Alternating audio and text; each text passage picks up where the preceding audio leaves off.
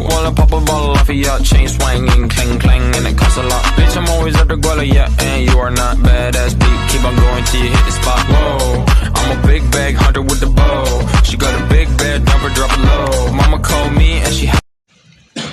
Oke, assalamualaikum warahmatullahi wabarakatuh.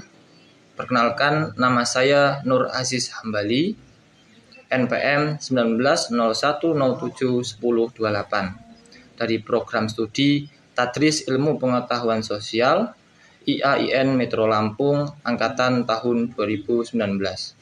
Di sini saya akan menjelaskan beberapa materi untuk memenuhi ujian komprehensif pada bidang keprodian. Berikut adalah penjelasan dari saya. Pembelajaran tematik merupakan pembelajaran terpadu yang menekankan keterlibatan siswa dalam pembelajaran. Pembelajaran ini melibatkan beberapa kompetensi dasar, hasil belajar, dan juga indikator dari suatu mata pelajaran atau bahkan beberapa mata pelajaran melalui pembelajaran tematik. Siswa diharapkan dapat belajar dan bermain dengan kreativitas yang tinggi. Adapun ciri-ciri pembelajaran tematik adalah yaitu aktif dan berpusat pada murid, kemudian memberikan pengalaman langsung. Kemudian yang kedua, model pembelajaran terpadu. Pada hakikatnya merupakan suatu pendekatan pembelajaran yang memungkinkan peserta didik baik secara individual maupun kelompok yang aktif mencari, menggali, dan menemukan konsep serta prinsip secara holistik dan otentik. Pengertian demokrasi. Demokrasi mulai dari pertengahan abad ke-5 sebelum Masehi, istilah demokrasi telah banyak digunakan untuk menunjukkan sistem politik yang ada di negara ataupun kota Yunani, terutama di kota Athena. Demokrasi sendiri merupakan sistem pemerintahan dari rakyat, untuk rakyat, dan oleh rakyat, di mana setiap orang dapat mengambil bagian perihal keputusan yang akan mempengaruhi kehidupannya dalam bernegara. Demokrasi berasal dari bahasa Yunani, yaitu demos dan juga kratos. Demos bermakna rakyat atau khalayak, sementara kratos bermakna pemerintahan.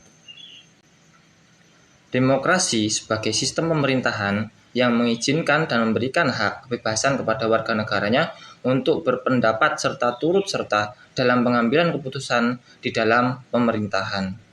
Adapun tujuan demokrasi, yaitu untuk menciptakan kehidupan bermasyarakat yang sejahtera, adil, makmur, serta mengedepankan keadilan, kejujuran, dan juga keterbukaan.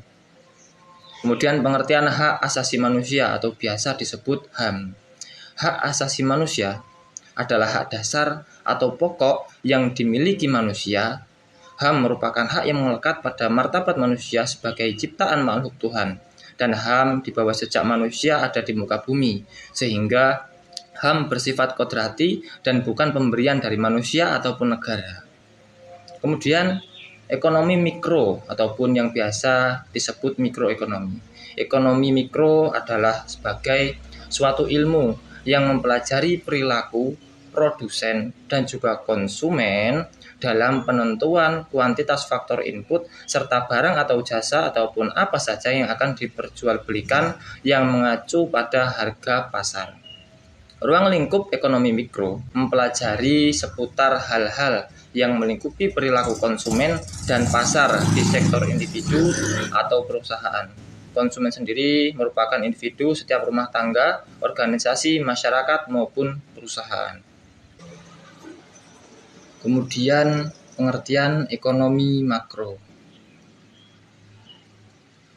Ekonomi makro adalah ilmu yang mencoba mengukur seberapa baik kinerja ekonomi untuk memahami kekuatan apa yang mendorongnya dan untuk memproyeksikan bagaimana kinerja dapat meningkat.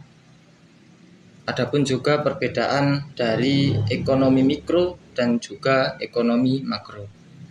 Perbedaan dari keduanya adalah ekonomi mikro dan ekonomi makro merupakan dua hal yang bertentangan secara konten. Singkatnya, ekonomi makro adalah ilmu yang memfokuskan studinya pada ekonomi secara menyeluruh dan total. Sementara ekonomi mikro adalah studi yang menyoalkan unit ekonomi secara perorangan. Kemudian tentang sejarah Indonesia. Sejarah Indonesia meliputi suatu rentang waktu yang sangat panjang yang dimulai sejak zaman prasejarah berdasarkan penemuan manusia Jawa, yang mana manusia Jawa tersebut berusia sekitar 1,7 juta tahun yang lalu. Pada periode sejarah Indonesia dapat dibagi menjadi 5 era. Adapun era yang pertama adalah era prakolonial, yang mana pada era tersebut munculnya kerajaan-kerajaan Hindu, Buddha, dan Islam di Pulau Jawa, Sumatera, dan juga Kalimantan yang mengandalkan perdagangan. Kemudian ada era kolonial. Pada era kolonial merupakan era di mana masuknya orang-orang Eropa, terutama bangsa Belanda, Portugis, Spanyol, yang memungkinkan rempah-rempah yang mengakibatkan penjajahan oleh orang-orang Belanda pada negeri kita sekitar 3,5 abad ataupun 350 tahun pada zaman tersebut. Kemudian pada era yang ketiga merupakan era kemerdekaan awal, yang mana pada era tersebut merupakan era pasca proklamasi kemerdekaan Indonesia pada tahun 1945 hingga jatuhnya Soekarno pada tahun 1966. Kemudian era yang keempat yaitu Orde Baru, yaitu 32 tahun pemerintahan Soeharto dimulai dari 1966 hingga 1998.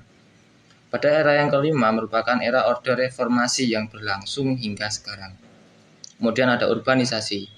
Urbanisasi adalah perpindahan penduduk yang asalnya dari daerah perdesaan menuju wilayah perkotaan atau kota-kota besar dengan tujuan untuk menetap dalam kurun waktu tertentu. Kemudian ada overpopulation, yang mana overpopulation merupakan kondisi yang tidak diinginkan di mana jumlah manusia yang ada melebihi daya tampung atau kapasitas suatu wilayah. Overpopulasi disebabkan oleh sejumlah faktor, yaitu angka kematian yang berkurang, fasilitas medis yang lebih baik, penipisan sumber daya berharga adalah beberapa penyebab yang menyebabkan kelebihan penduduk. Ada poin kerusakan lingkungan. Kerusakan lingkungan adalah suatu keadaan di mana alam atau lingkungan yang terganggu akibat masuk atau hilangnya suatu elemen. Yang hal ini mengakibatkan lingkungan tidak bisa berfungsi sebagaimana mestinya. Kemudian ada poin illegal logging. Illegal logging adalah suatu tindakan yang dilakukan pribadi ataupun pada badan hukum dan badan usaha baik secara sengaja maupun tidak yang mengakibatkan rusaknya suatu sistem hutan. Kemudian ada perubahan iklim. Perubahan iklim adalah perubahan iklim secara signifikan yang terjadi pada periode waktu tertentu. Dengan kata lain, perubahan iklim juga bisa diartikan sebagai perubahan suhu yang drastis, curah hujan, pola angin, dan lain sebagainya.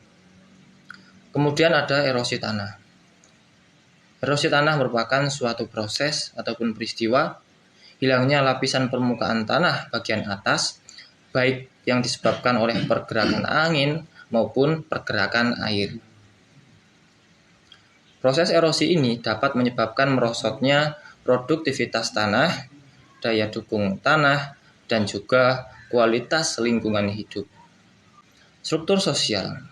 Struktur sosial merupakan suatu tingkatan dalam masyarakat, yang mana salah satu jenis contoh konkret dari struktur sosial adalah sistem kasta. Kemudian struktur sosial merupakan pola khas suatu kelompok seperti hubungan antar individu dengan kelompok ataupun kelompok dengan kelompok. Yang poin selanjutnya ada sistem sosial. Sistem sosial merupakan jaringan terpola dari hubungan yang membentuk keseluruhan yang koheren yang ada di antara individu, kelompok, maupun institusi. Menurut salah satu peneliti yaitu Setiadi dan Khalid pada tahun 2013, sistem sosial merupakan hubungan antara unsur dan elemen di kehidupan masyarakat. Misalnya, tindakan masyarakat, lembaga sosial, nilai, dan norma sosial yang bergerak dinamis. Poin yang selanjutnya yaitu proses sosial. Proses sosial adalah suatu interaksi atau hubungan saling mempengaruhi antar manusia. Proses sosial ini akan terjadi jika ada interaksi sosial, karena tanpa adanya interaksi sosial tidak akan mungkin ada kehidupan secara bersama. Mungkin penjelasan dari saya cukupkan sampai di sini. Apabila banyak salah dan kurang, saya mohon maaf. Saya akhiri, wallahul muwaffiq ila aqwamit thoriq. Wassalamualaikum warahmatullahi wabarakatuh.